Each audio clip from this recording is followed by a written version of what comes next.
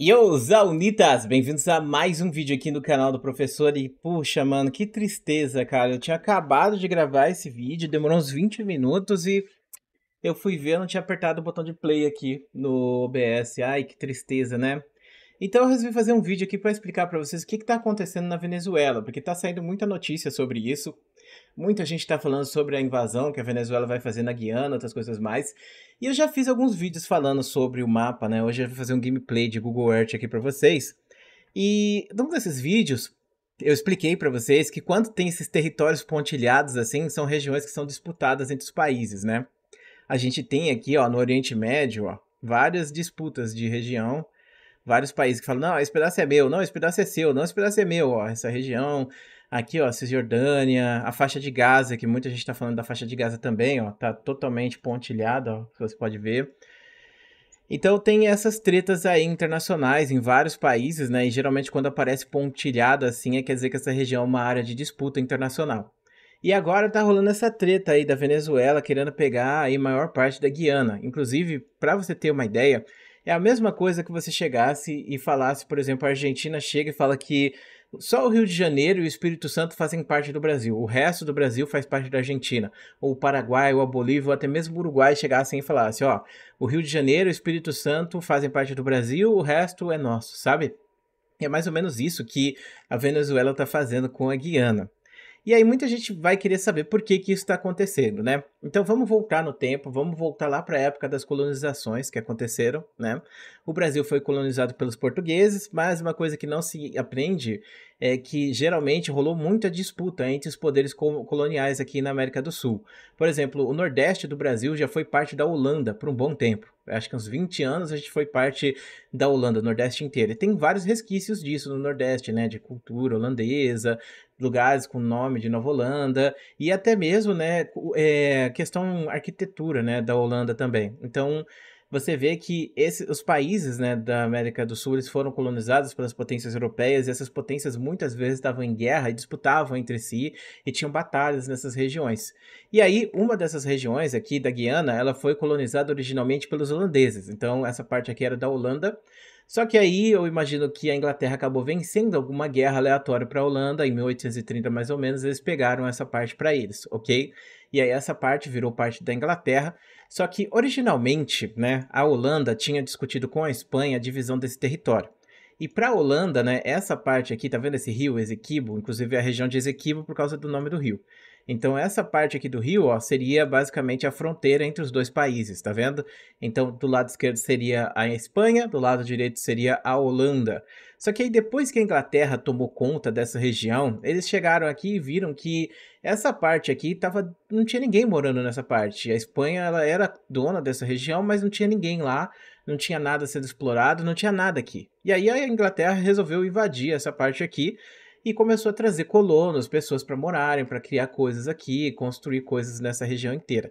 Inclusive, parte do Brasil também acabou sendo removida nessa brincadeira aí, tá?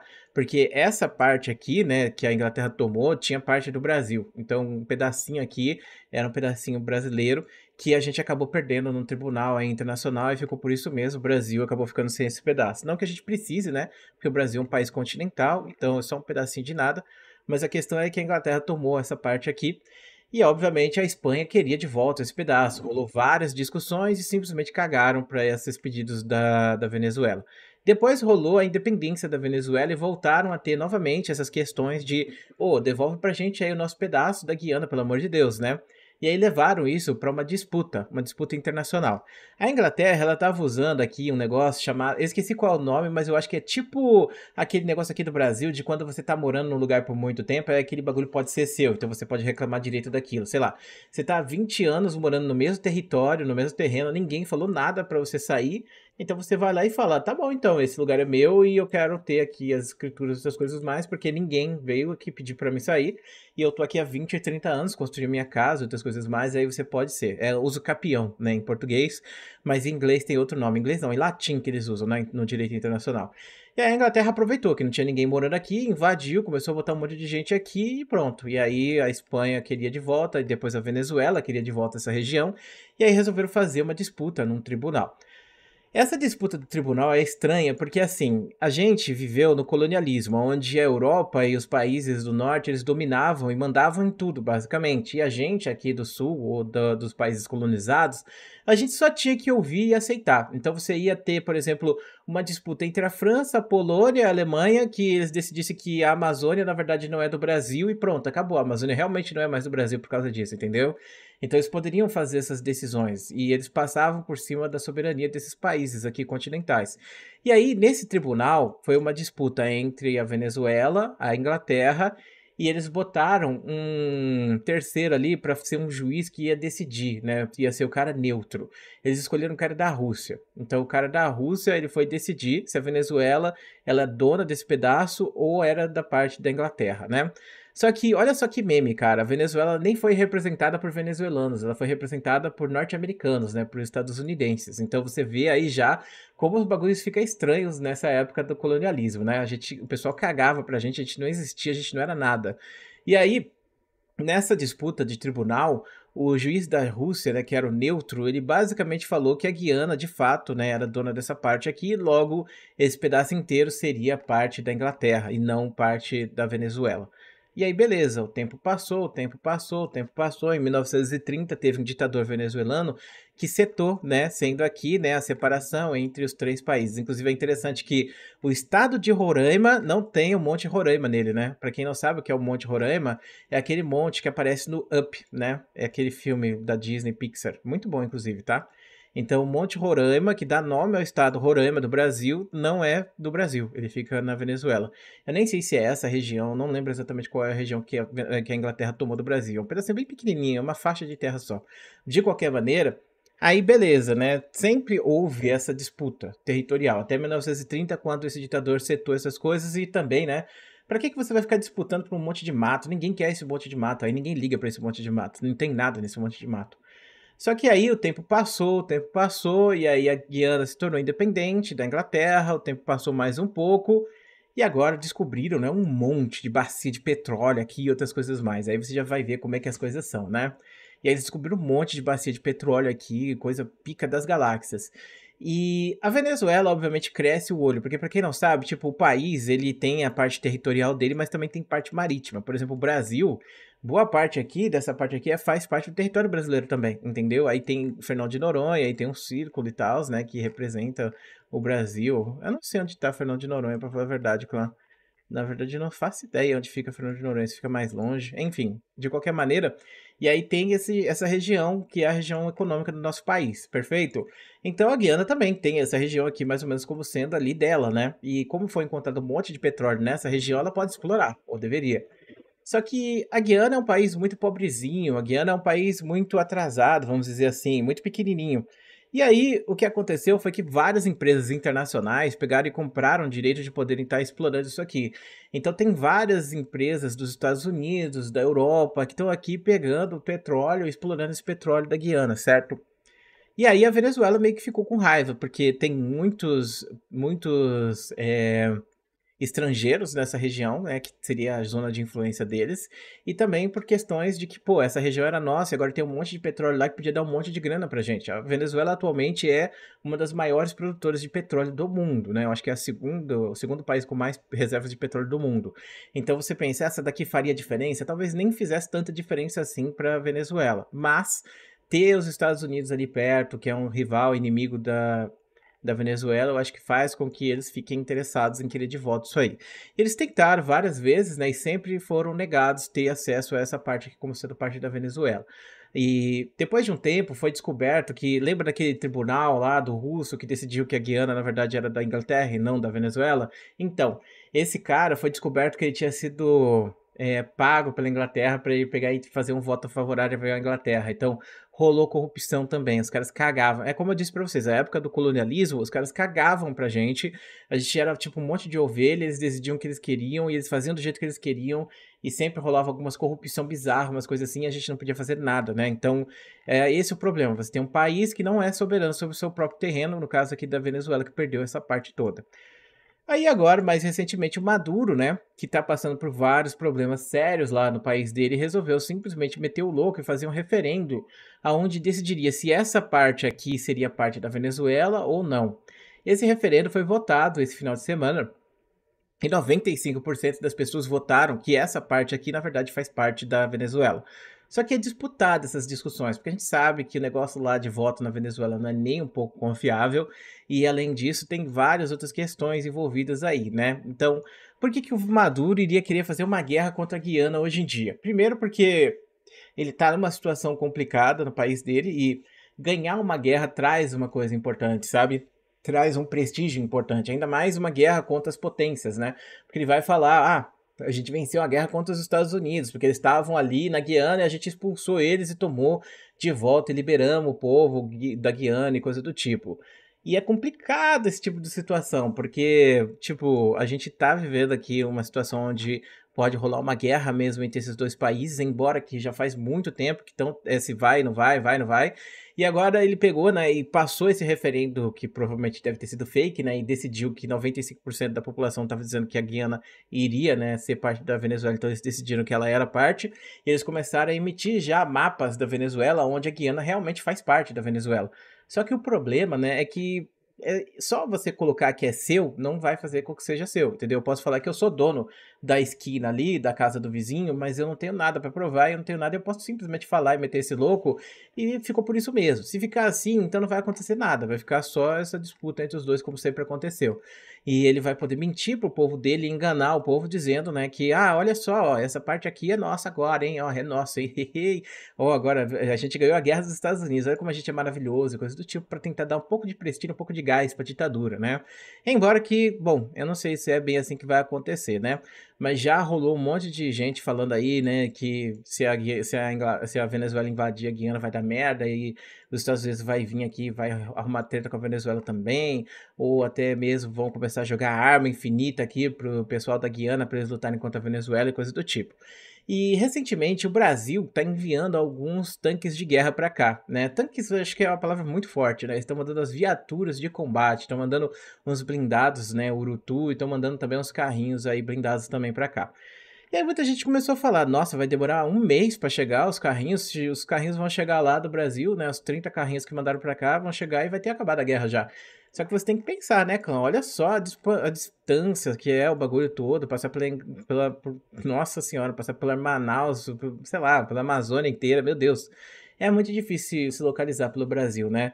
Quando a gente vê, por exemplo, a Alemanha na Primeira Guerra Mundial, né, eles usavam os trens aqui, então eles lutavam com os russos aqui em cima, pegavam um trem, iam aqui para baixo e lutavam contra os russos aqui embaixo, certo? E eles ficaram fazendo isso, né, para cansar o exército russo na época. E você pensa, pô, legal, né? A Alemanha conseguia lutar uma batalha e depois em dias está em outro lugar completamente diferente com o exército dela para lutar outra. Mas, pô, olha o tamanho da Alemanha, olha o tamanho do Brasil. Você acha que dá pra você fazer isso no Brasil? Não dá. Tipo, a Alemanha é do tamanho de São Paulo, alguma coisa do tipo, entendeu? Então não dá pra você pegar e falar, vai demorar 2 meses pra chegar os carrinhos aqui, não vai ter nada lá. É importante levar. E outra coisa, né? Estão mandando 150 soldados. E mostra talvez que o Brasil não acredite que vai ter alguma coisa séria aqui. Porque, pô, mano, 150 soldados pra pegar essa parte toda aqui e proteger não vai fazer diferença nenhuma, sendo bem sincero. Mas muita gente está reclamando da postura do Brasil, que é uma postura de neutralidade, né? E vamos lá.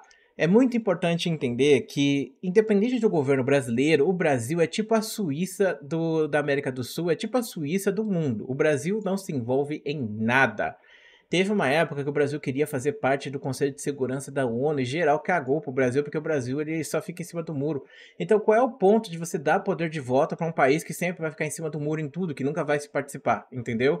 Você tem que ter um país que vai ativamente lutar ali para proteger os direitos internacionais, coisas do tipo, coisa que o Brasil nunca fez, entendeu?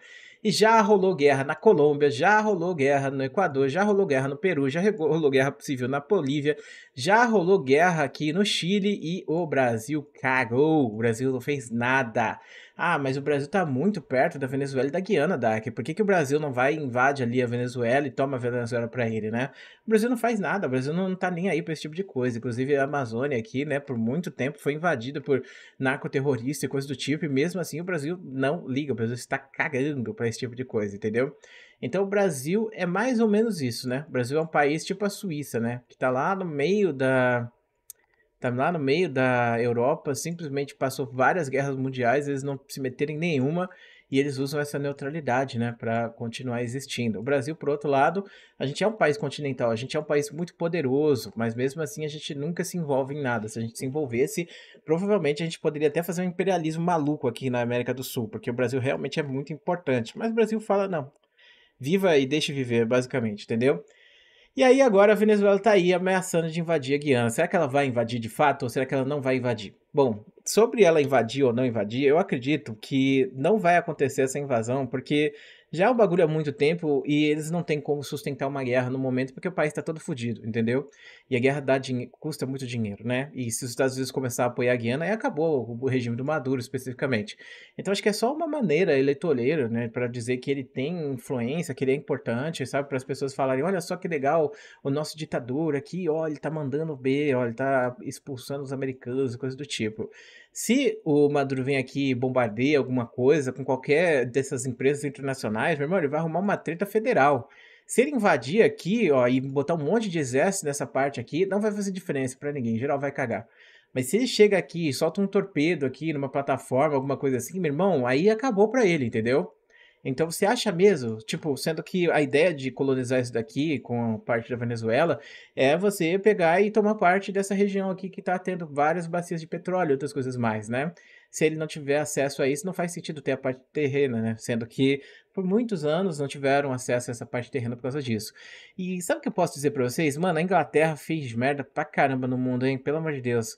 A Argentina passou por uma guerra contra a Inglaterra, que inclusive o Brasil na época até apoiou a Argentina, né? Falou, vai lá, Argentina, é nóis, hein? Um abraço, tapinha nas costas, né? Foi mais ou menos uma coisa assim e, tipo, foda-se, ninguém ignorou.